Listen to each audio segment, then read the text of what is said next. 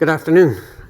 I feel a bit strange because everybody who has come up to now, I think, has been an OEM or a service provider, and I'm coming from an end user perspective. I work for Rolls-Royce, and to get the first question out of the way before you go on to Slido, no, I do not get a company car. If I did, it would be a Eurofighter, and that's very difficult to park anyway. So. Anyway, we're here to talk about maintenance for safety. So what do we mean by that? Well, always go to the Wikipedia, and there it says, maintaining is the work needed to keep equipment in good condition. Okay? Safety, a state or place in which you are safe and not in danger of risk. So maintaining for safety, we're just looking at maintaining our equipment in a condition so that people are safe.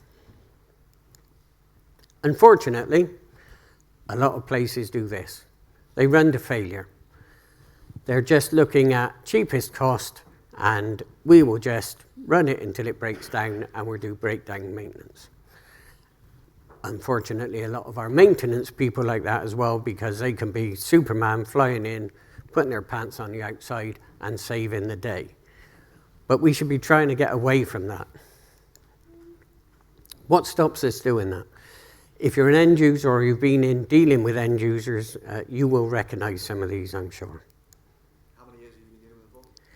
I've been working for 46 years at Rolls-Royce dealing with building maintenance. Hopefully that's not the longest serving person here, so but it normally ends up being. So Ted used to do it. Unfortunately, he left 8 years ago. So no one's touched it since then. No one's accountable for it. So who takes the ownership? We don't have any records. We don't know when it was put in. We haven't got any manuals. We don't know what we're meant to do. We don't have any processes. We do fixed electrical testing, that covers it, doesn't it? That keeps everything safe. That's what the law says. It looks okay, never broken down. Why should I worry? We don't have a budget. This is the one we get mostly. Production is king. You can't shut that down. It's going to cost us. Well, unfortunately, we've got a legal responsibility. I'm going to go through some example regulations. I cover the globe in my role, and I would say most regions, if not all that I've gone to, have a similar requirement in all of their legislation and regulations. In the UK, we got the Electricity at Work regulations. Reg 4 talks about maintenance. We got 7671, wiring regulations, talks about maintenance. NAPFA 70E in the States talks about maintenance. IEC 6364, again, talks about it. 60204, that's talking about machinery. Coming from a different background, most of what we've talked about infrastructure from HV to LV distribution. 80% of the electrical incidents I get to see and deal with in work are around our producing plant, our production equipment, our machine tools. Only about 20% sits in the distribution side of our factories. 70B, again, talks about maintenance in there, so it's the American equivalent. And Pure. Now, we've been having an interesting discussion on earlier on, a few of us, around whether switchgear and switchboards are covered by Pure. Workplace equipment? Not sure. But there's a lot of regulations within the Pure requirements that talks about that. But as I say, there are plenty more examples of legislation and regulations. So what should we be considering for effective maintenance? Well, we should know what the OEM says. They've designed this equipment, you've bought it off them, they should be telling you in their manuals and handover documentation what you should be doing for maintenance, what planned maintenance you should be doing, how to deal with breakdown maintenance, what spares to carry. All of that information should be provided by the OEM. We should understand the regulations that we're working under in various regions. We should have internal maintenance standards and processes and make sure they're used. The number of times I've carried out audits and I've said, okay, show me what maintenance you do on this machine, and I get given a work order that says maintain machine number 7. Am I going in and putting a bit of oil in? Am I going to do a check of the electrical systems? Am I going to, there's all sorts there. And everyone who goes and does that maintenance does something different. If you're really good, you're going to be capturing and implementing best practice. Might cost you money, but it may save you money in the long term. You need to decide how you're going to maintain that equipment, whether you're going to do timed maintenance, condition maintenance, predictive maintenance, whatever it is, you need to have a risk-based plan to show how you're managing that. And you need to ensure that your maintenance is programmed. It's no good going into a production facility and saying, we want to shut down and do our maintenance. For a while, a number of years ago, we had fixed electrical testing, and the guy would turn up in the morning and say, I'm here to do your FET, I want to shut you down. Not a chance. So he would go and have a look at a few boards, walk away, sign it off, said, couldn't shut you down, but there you are. Give me the money. Sorry if that was one of you guys out there, but Who does the maintenance? You've got a couple of options. You can do it in-house. If you've got the correct engineers, you can hire in people. Or you can have a mixture of both. But we've talked about already over the last 2 days, competence. You need to have the right competence for the people doing the maintenance. It's no good just giving it to the next guy on the list and saying, come in and do that maintenance. They need to be able to do the work that you're giving them. Have you got the right equipment? So you need the right PPE. That's my one bit around arc flash. You might need arc flash PPE, but you need the right instrumentation, the tools, metering, test equipment. You need special tools. You need correct spares, and you need to be able to lock out and tag out safely. So all of these things come into those considerations. And then you get back to the excuses. So as well as the legal, we have a moral obligation to look after our people. And I would say it's a financial obligation, because that saves you money. If you're injuring your people and damaging people, that's going to cost your business. But excuses aren't acceptable. I used to have a boss that was a magistrate, and he used to say to me, if you have an incident 6 months down the line when all the hindsighters there, or you're stood in front of the judge and they say, why didn't you do that, is a very different picture to what you're thinking before an incident has happened. So those problems we talked about. No one's accountable. Someone is always accountable, and sometimes it's your job to go and tell that person who's accountable that they are accountable, and they're not doing it. It's the controlling mind. The person who controls the budget or the operations facility, if someone won't shut down or won't give you the budget, you need to tell them their responsibility and put it in writing. I say put it in writing because that's your ass covering. Production's king. Same thing again. I found that if you go to a production manager or a leader and he says, no, you can't shut down, put a bit of paper, you can design your own bit of paper, put it in front of him and say, just sign this because this says that you're taking accountability for my people doing that live working. And if there's a court case or an investigation, your name's there. Suddenly they say, how long is it going to take? I can give you 10 minutes. I can give you, quickly they change their mind. Don't have any records or manuals, drawings, I don't think that's an unusual situation for a lot of places. You need to go and get them. You need to get your single lines up to date. You need to get manuals for your equipment to know what you're supposed to do. I used to be an energy manager as part of my role a while back, and the energy manager mantra is, if you can't measure it, you can't manage it. If you don't know what you're meant to be doing, you don't know what you've missed.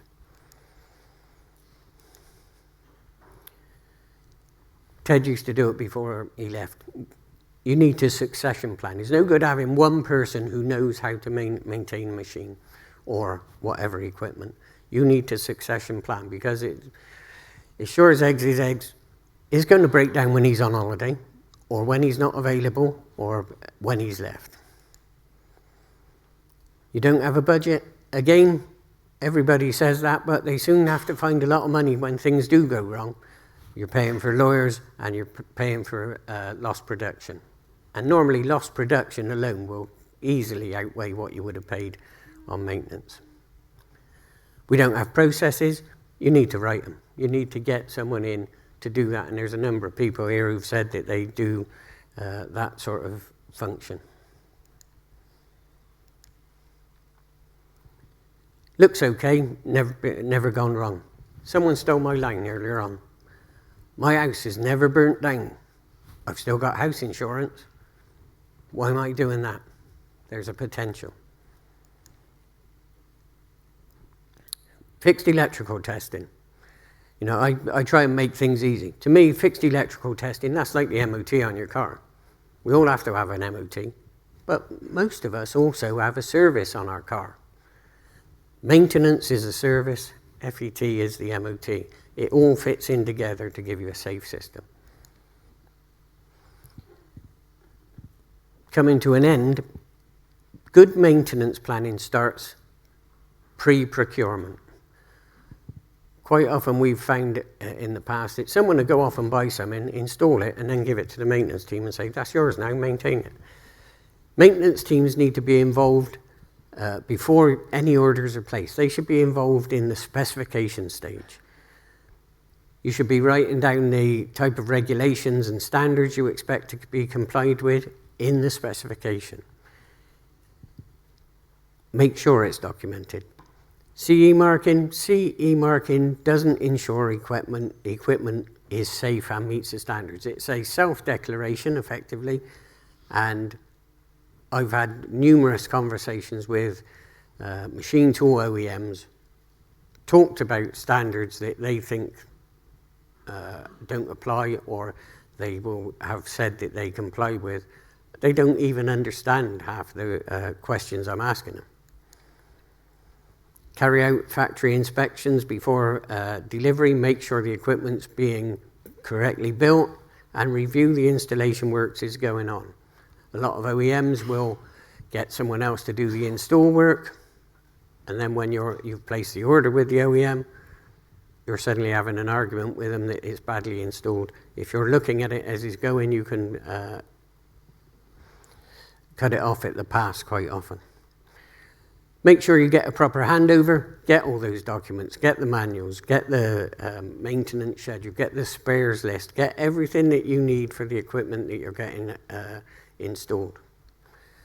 And then build your maintenance plans into your annual planning. Build a budget for the maintenance, build the time in for the maintenance, make sure your operations people know when it's going to be done, and get that built off.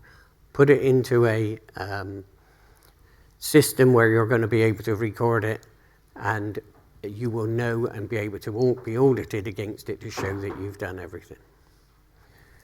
Thank you. I'm going to hand over to Andressa.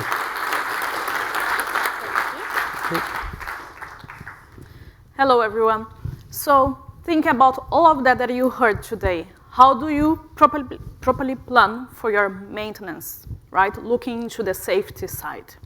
Why? Because we do maintenance not only because of the regulations, not only for compliance, but also because we have aging equipment on site. A lot of sites is like 15, 20 years or even more older, right? So we need to have a proper strategy in place. Also, human errors and labor. Think about that today. People are changing, skills are changing, digitalization is coming, so we need to think about that as well when we plan for the maintenance and safety, right? Now, thinking about the environment. Is safety affecting sustainability? Yes, it is. They are linked. How about the digital threats? We hear today a lot about PPE and several strategies. How about digitalization? What are you doing with digitalization to improve your safety? So all of that are the drivers that you need to think about when you plan. And on the strategy side, what you can do? Here are some options, but of course, there is many more things that you can do. Think about site assessment. Have a look on your site. Don't let it go and only every 5 years or so. Do it. Have a look before. The site assessment will give you a view of what is the current condition of your site. It's not a deep dive, okay? Do also the deep dive, the power system studies. Normally, the companies, they don't update the power system study that often, right?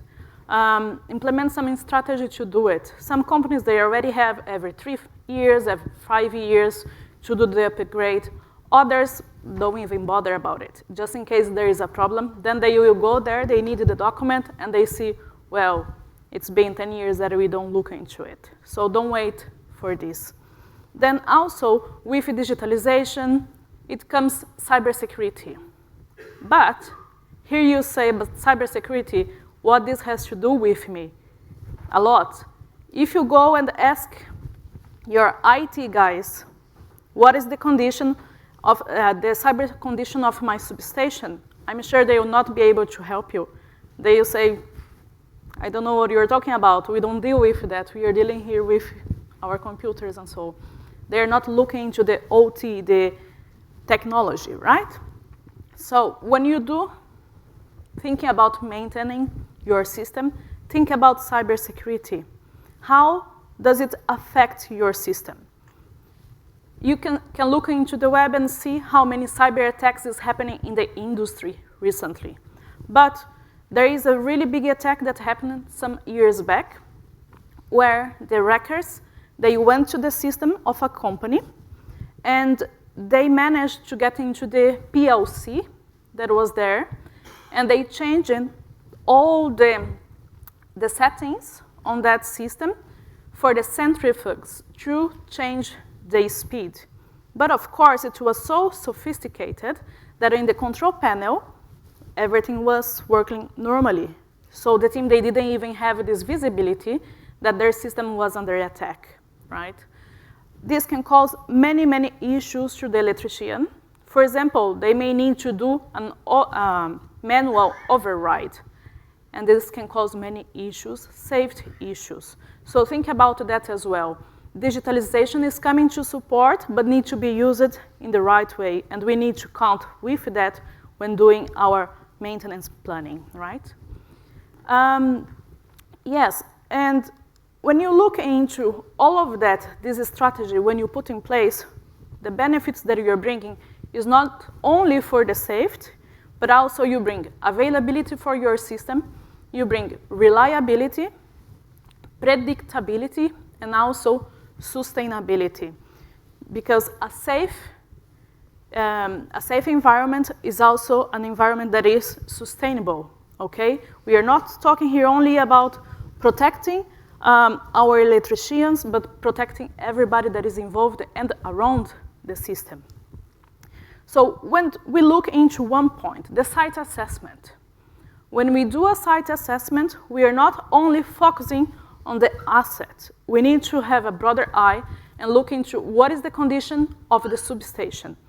Because people from the facilities that are there looking at that substation every day, sometimes things go in a way that they don't see because it's normal for them that that thing is there. They don't even pay attention that shouldn't be this way anymore, right?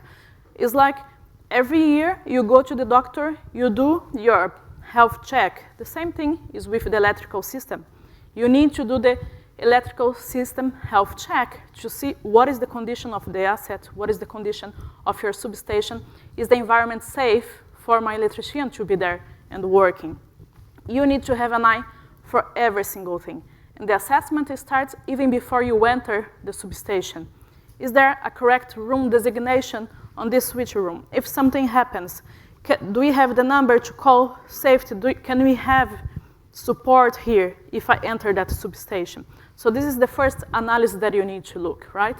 And then, okay, is the door in a way, in the escape way, right? Installed in the escape way. If something happens, can the person leave properly and fast?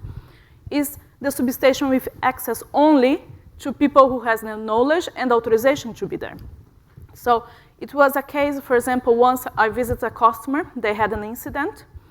The substation was not locked, and the cleaning people, they found a spot that was nice and warm for them to stay during the lunch break and take a nap. Nobody was there to bother them. They don't even know that these people were there, right? So they start to hang in there in the substation. One day, 2 people. The third day, they bring a table, bring some cards to play some cards during the lunch and so on. And they start to bring their cleaning products as well to the substation to be easier for them when they go back to work. One day, one of these persons decided to take a nap in the substation in the boundary area. And who else like warm and nice environment like that? Snakes. And the snakes were there sleeping in the cable tray, decided to go for a walk in the substation as well, went inside of the switchgear. Imagine, right? A short circuit, the person that was sleeping there woke up like without even knowing what was happening. And after that, this company, that was a multinational company, said, no, we need to do an assessment of our places to see how it is, because they have been receiving information that, no, the site here is all under control, don't worry about it. And that's not the reality, right? So all of that you need to take in consideration when you are doing the assessment, because it's not only, again, it's not only the safety of the electricians, but the people around it, people without the knowledge that can have access to that substation. And then when you enter the substation, first thing we look is, okay, what is the documentation? Where is the single line diagram? Is it up to date? So 80% of the companies, they do not have a single line diagram up to date. And then some of them is not even in the substation. They don't even know where it is or is in the computer. So it's not easy access to the electrician or whoever needs to do any kind of intervention there. And single line diagram, if it's not up to date, can cause serious issue. So for example, the electrician is going there to do a logout, tagout, and he may be considering the wrong circuit breaker, right? Or even if it's not up to date, when you have a short circuit stud, a load flow, and all of that, forget about it. It's not up to date neither. And you know how things are. Things are changing every day. Loads being added to the substation and changing, and you don't even know anymore what is happening there. So please, don't forget to look into the single line diagram and update the documentation as well whenever you change something in your system. And everything that you are seeing here today, that you heard during these 2 days, there are small things that you need to do if you want to see your system maintained in a proper way, right? But there is many, many, many things under it that you need to take in consideration, especially now with the digitalization. A lot of customers say when you talk about cybersecurity, well, but no, I'm not digital. My company is not there yet. Do you have a SCADA system?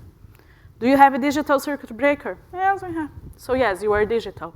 You may not be in an advanced level of digitalization, but you are digital. So think about other things that can affect as well the safety, not only what you can see or not. So with that, I bring to Gareth. Thank you. Hey, good afternoon, everyone. I just want to start off by saying it's a great honour for us to be here, partnering with Scanware to help host this event. I'm just going to talk to you about the consequences of lack of maintenance. As you can see, we've talked about the legal requirements, etc., but ultimately this is what we're trying to avoid. This is an example that we got involved in about 5 or 6 years ago. This switchboard had never seen any maintenance. There was a fault on a cable, the protection didn't operate, and the switchboard ended up going on fire. Ultimately, this is where we're going. We're trying to avoid situations like this. Another similar situation. It didn't go quite as far. This one, just by pure luck, somebody was in the building. They could smell burning, and when we came along, we eventually isolated the equipment and found multiple loose joints. Again, this particular customer did do an element of maintenance. But they were only maintaining their switches. They didn't pay attention to any maintenance on their switchboard itself. Thankfully, in both incidents, there was no injuries. It was just equipment damage, but it cost both companies quite a lot of money, as you can imagine, and a lot of downtime as well. So when we come to do maintenance on electrical equipment, there are various sort of levels that we can look at. Non-intrusive, where we don't affect the load. We do generally visual checks and other monitoring. Semi-intrusive, where we can keep the load on generally, or there may be a small disruption to the load, and we can maintain elements of the switchgear. Fully intrusive, where we completely switch it off, isolate it, make sure it's safe, go in there and carry out a full maintenance on it. One that's becoming more and more prevalent at the moment is predictive maintenance, or condition-based maintenance. And then the other one we want to try and avoid is reactive maintenance, where we have to come and try and fix something because it's failed, because it 9 times out of 10 hasn't been maintained properly. So one of the sort of non-intrusive maintenance tasks that we can do is IR scanning. We can do this generally on most pieces of equipment. To do this safely, we need to make sure that there's some sort of secondary protection behind the covers or the doors, so that we can't directly come into contact with live buzz bars or cables. But when we start opening doors on energized equipment or taking covers off, that introduces an element of risk. So we end up having to put enhanced PPE on, and we generally have 2 people there.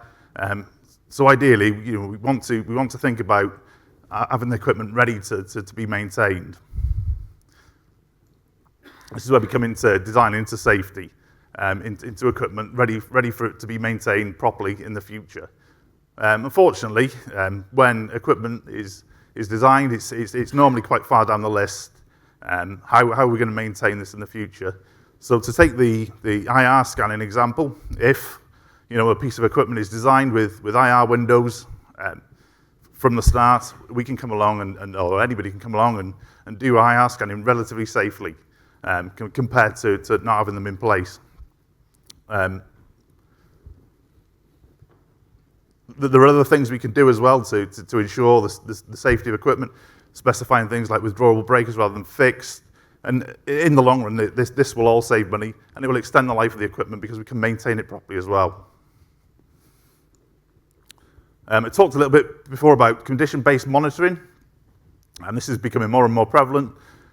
Us and other manufacturers are now including in their equipment all the different sensors that are required to be able to do some sort of condition-based monitoring.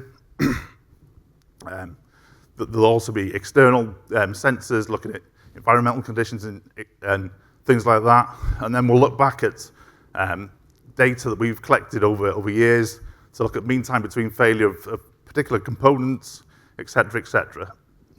Again, this makes things safer from a IR perspective. We can put IR scanning equipment inside the equipment, and it's also we're maintaining the equipment when it needs maintaining rather than having an educated guess. Regardless of condition-based maintenance, the non-intrusive stuff, at some point we need to come in and carry out some sort of mechanical maintenance. To do this, the equipment needs to be isolated. The client needs to have a proper safe system of work in place to enable it to be properly isolated. And again, this has been mentioned multiple times over the past days, the importance of having single line diagrams in place and making sure they're accurate and up to date. I'm going to hand it over to Steve now. Thanks. Cheers. Hi everyone, I'm Steve Young. I've been in the industry for some 36 years now. The last 18 of those have been a proud member of the IET, and I've been operating in various capacities basically as a power quality engineer. So power quality, what's it all about? And what's the risks, what's the cost of poor power quality? So in 2008, Leonardo Energy did their own study on the cost of poor power quality, and that apparently cost the industry and commerce in the EU some 150 billion euros per annum. Interestingly, less than 5% of that value is ever spent on mitigation measures. So if we look at what that's made up of, certainly consists of replacement plant and equipment, but also the associated downtime and, of course, production losses. So in my experience, we can attribute a growing proportion of that to the exponential increase in the use of what we call non-linear loads. That's harmonic generating loads. So if we look at some examples of what those non-linear producers of noise are and the impact they can have upon the application. So, of course, computer screens, variable speed drives, office equipment, computer servers, printers, electronic lighting ballasts, not excluding LED drivers. In fact, almost anything electronic is going to create some kind of heat and vibration. Okay, so what happens if we do nothing, if we just ignore that? Well, we might get away with it, but we might not. And the figures here suggest there is a significant risk, and that risk isn't just to plant and equipment, but it can also be to health and safety. So to simplify, it is a technical topic. I appreciate harmonics, but we can simplify it by expressing it as where we've got those non-linear loads, they do create heat and vibration. Okay, so harmonics is a term that we give to the impact that those non-linear loads have on the current and the voltage waveform. So there's an example there about variable speed drives, which are probably the most common contributor for significant harmonics on networks. But perhaps we can think of a cable and what we call the skin effect. So perhaps some of you have come across cables that feel very hot to the touch, but maybe they're not traditionally overloaded in the true sense. Where we have high frequency, it can only flow around a lower and lower depth, if you like, of the actual conductor. So by the time we've got a fifth harmonic element, that component can only flow within around 4 millimeters. And so sometimes it feels a little hot to the touch. And that can lead to degradation of insulation. But this is not exclusive just to cabling, of course. It's also very relevant to distribution equipment and distribution transformers. I think someone mentioned yesterday about should you load a transformer up to 100%, and there was a suggestion about dropping down to 80%. Yep, I agree. But there's other considerations as well that we have to make for harmonic derating. So it's understanding when we have enough non-linear content of loads, which you do have at your applications, and then what considerations we make to cope with that. So in an instance here, we have a harmonic derating curve. So we can measure what that is if we've got the correct instrumentation in place. And if we have a harmonic loss factor of 7 in this example, then we've lost 50% of the transformer's ability to deliver its rated power. If you exceed that, a couple of things are going to happen. The voltage distortion will go up. We always want it below 5%. That will go up, which impacts all connected loads. But also, we risk significant failure. Okay? And we all appreciate, we've learned a lot over the last couple of days about the amount of energy that can be involved in that kind of event. Okay, so this is something that I recognise and other power quality engineers recognise as extremely important, but it's also recognised by certain maintenance regimes, including SFG 20. This particular section of that document deals with the requirement for harmonic load test on liquid-filled transformers every 18 months. Well, that really is an acknowledgement to what we're talking about here. It's the impact, the acknowledgement of the effect that those non-linear loads have, those harmonic generating loads have upon a transformer and its well-being, if you like. So the risk isn't just to overheating. We also have other risks relating to resonance. These pictures here are from power factor correction units that were, make no bones about it, correctly specified, correctly installed and potentially correctly maintained back when they were first set to work. However, as the load changes, then there may well be a requirement to maintain or in fact upgrade the system. So if we've got a significant amount of non-linear loads, which we have on all modern applications now, there may be a requirement to introduce detuning reactors, which will prevent that or mitigate that risk, I should say. So failure to recognise that will and does result in real incidents. So I saw actually 3 of these power factor correction unit fires and explosions inside a 4-month period. I get the call afterwards. Of course, thankfully I'm not there when it happens. But yeah, there's a lot of energy there. So once we can, some of you may be familiar with the power quality studies. Traditionally, they're done over 7 days, and that's great. However, it is possible now with modern monitoring that you can harvest the data on an ongoing basis. So this simple topology here depicts a number of transformers, each represented by one of these meters here, and the data effectively is taken out and is used positively for proactive maintenance within the cloud. So we're able to establish some really key values for facility operators. So on the final slide, just a quick example of what that might look like. So over here is one of the most common things I come across in my day job. The way that we show the FHL curve in a simple bar chart scenario. So over here, and this is from a real life example, it would appear at first glance that the transformer was loaded at 60% of its nameplate, just by looking at the kVA value on a meter and comparing that to the transformer nameplate. But that's without any consideration for harmonics.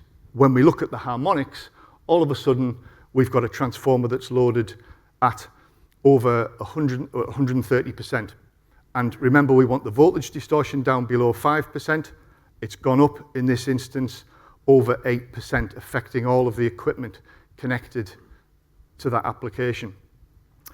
And there's lots of great outputs from having permanent monitoring, including event analysis, but also we can do regression analysis. So if we've got permanently connected metering, we can look back over periods of time and look at things like network changes. Has the distribution network operator adjusted the on-load tap changer? Have we got a different voltage level? Are the neighbours getting noisier? In this example, power factor correction capacitors again.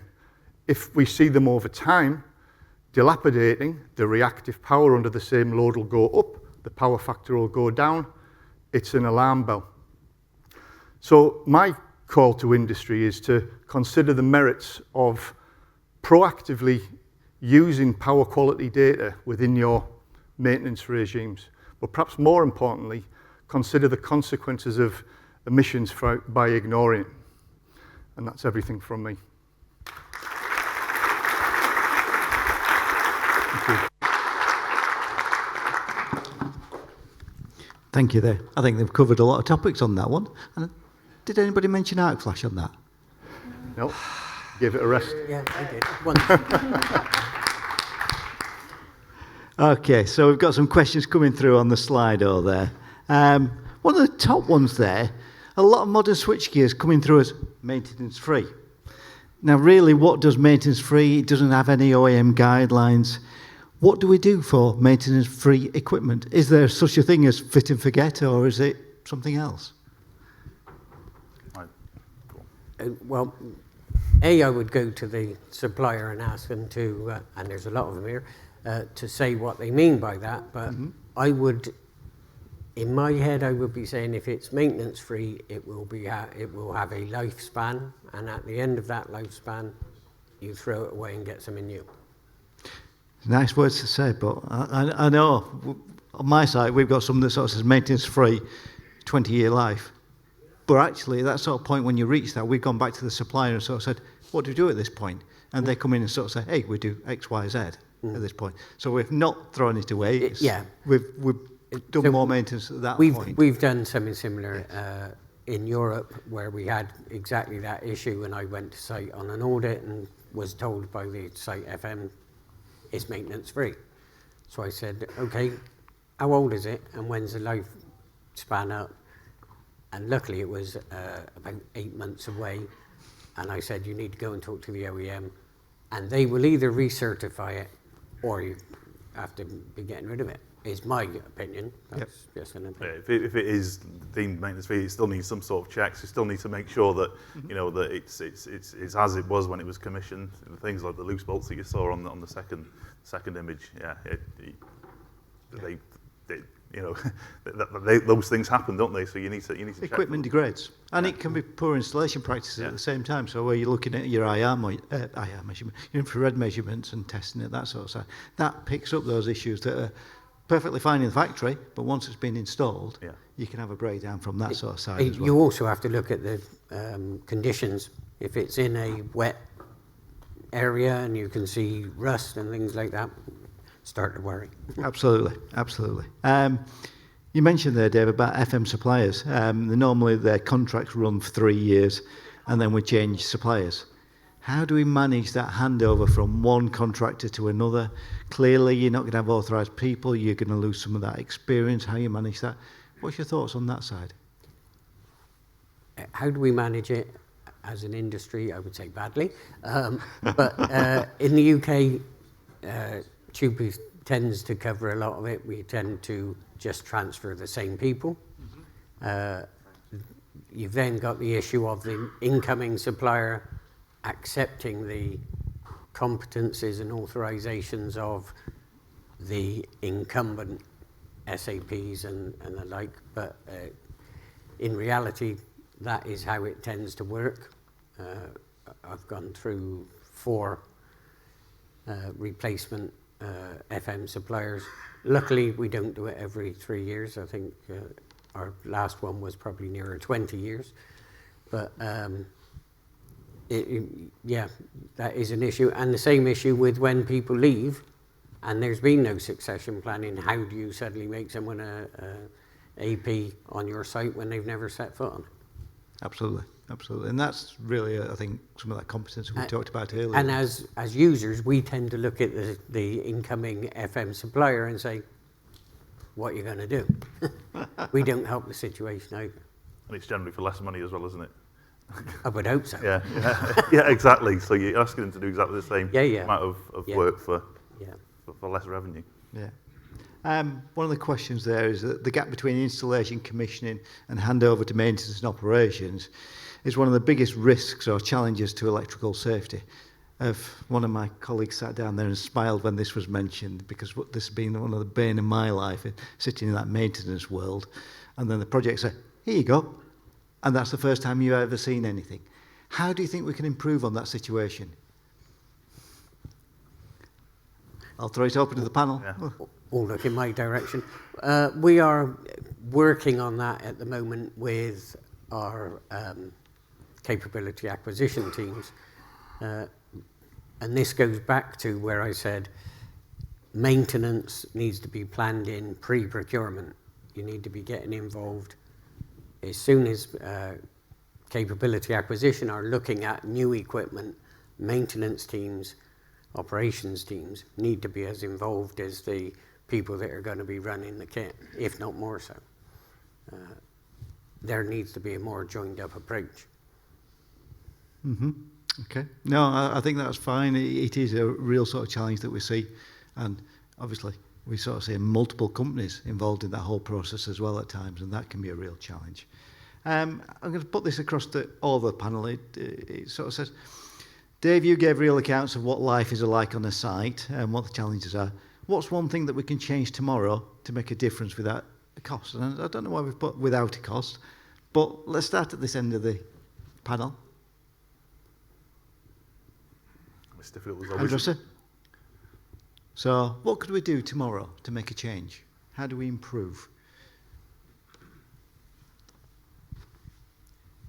Okay, go on. Yeah.